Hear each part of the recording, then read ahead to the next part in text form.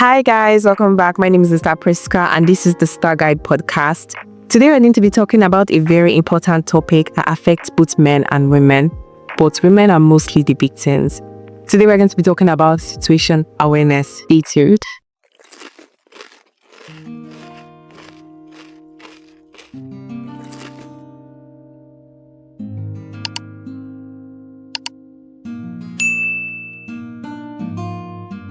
Situation awareness is the ability to perceive or understand your environment, including objects, people, potential threats, or opportunities. And the truth is that it is very important as a woman to be situationally aware of what's going on around you, especially when you go out, find yourself in very, funny places or very threatening places. You must always be aware of your surroundings. Now, how can we be aware or how can we be more aware of our surroundings? The first thing is to scan your environment.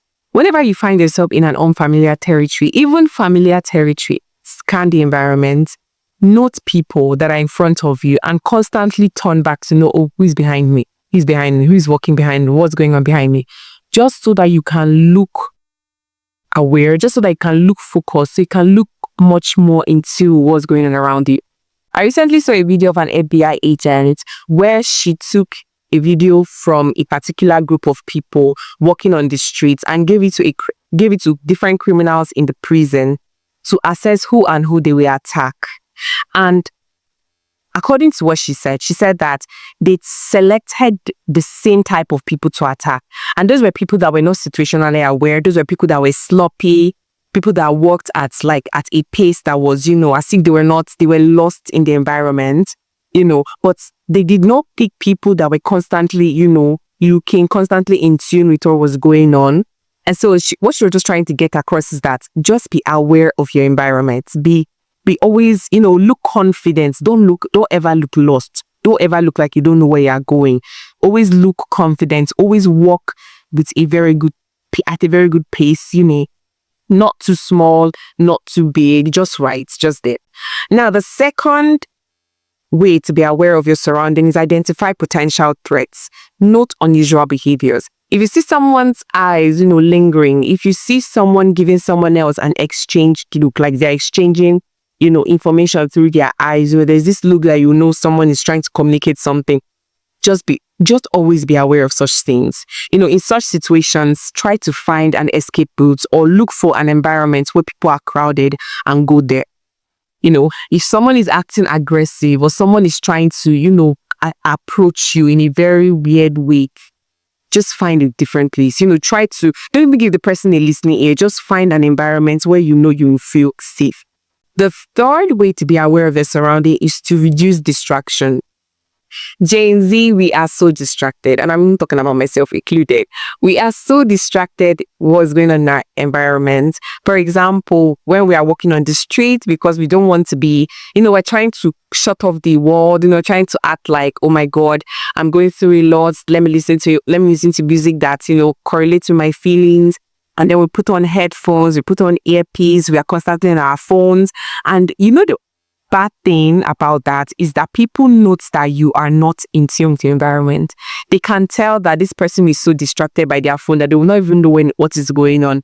If I try to rob him or if I try to do something like that, they know that you are distracted. So they can easily take advantage of you over someone else that is, in tune with their environment, walking, looking up and down, looking at people's eyes, giving them eye contact. Now, the fourth way to be aware of your surrounding is to always be aware of your exit routes. Make sure that you know where to turn. I mean, if you're ever in a situation where you are not comfortable with that environment, just use your eyes to scan for an exit. And in as much as you're not directly going towards that exit, you can find ways to, move without suspicion. Because these people, so the more generally is the wicked people. And so you can't just directly make an exit, like run for the exit. You can instead tape movements or, act passive. In fact, cautiously move in the direction of the exit without making it so obvious that you are aware of what's going on. Now, the fifth way to be aware of your surrounding is to trust your gut instincts. This is so much for, in fact, this is for men and women, but most especially for women, because the truth is that God has given women this very strong instincts that you instantly can tell when something wrong is going on. You can instantly find out or instantly tell that, oh, something is going on. Someone like me, I am like that. Like, in fact, generally women are like that. The moment I pass a route once, twice, three times, and I notice there is something fishy about this route, I'll take another route. I don't even want to try and debate with my conscience. Maybe it is my instinct. Maybe it is it's in my head. Maybe I'm overthinking it. Even if I'm overthinking it, it's rather to be safe than sorry. So take another route. If you constantly pass a certain place or you constantly walk across someone and that person is always in, I know what I'm saying. Like sometimes some people position themselves, when they notice to take this particular route so many times, they'll position themselves there. The moment you feel insecure or you notice that this person is constantly coming out whenever, like it's no more a coincidence that whenever you're passing, this person is there. Take a different route. Exchange things. Maybe take a walk into your brother. Let him know that you're not alone. You get. Now, the next or the final way to be aware of your surrounding is practice self-defense technique. The truth is that Nigerians, Africans, we are not self-defense type of people. We don't take classes on taekwondo and karate. No, we're just literally living our lives. But I think in these circumstances where we are not open to the whole taekwondo classes and karate classes, you can move with a pepper spray. You can go with a pocket knife. You can go with a teaser, just something to make you feel much more safe. There was I typed something on my status a few months ago. I entered the bus and it was just women. Like I entered the bus and for the first time in my life, I entered an all-women's bus. I have never felt safer. And I feel like it was a general thing among all of us because everyone brought out their phones. Everyone was typing on their phones, making calls. Another woman brought out food she was eating. Like it was just like, oh, we are among ourselves. We are cool. And I'm not saying generally men are bad, but if you notice, it is not all the time men, but it's always a man.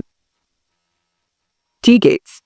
It is not all the time men, but it is always a man. So let us see, especially as women, we have to ensure that we are aware because the society is evil. People are evil. People are constantly looking for ways to make our lives back, trying to sabotage our lives and destinies. And God is not going to allow that. And us too are not also going to allow that. Period. Now, I always drop a Bible verse. And for today, our Bible verse is 1 Thessalonians 5:8. And it says, therefore, let us not sleep as others do, but let us watch and be sober. So ensure you're up and doing. Ensure you are active. Ensure you're always watching. Ensure your eyes always scanning.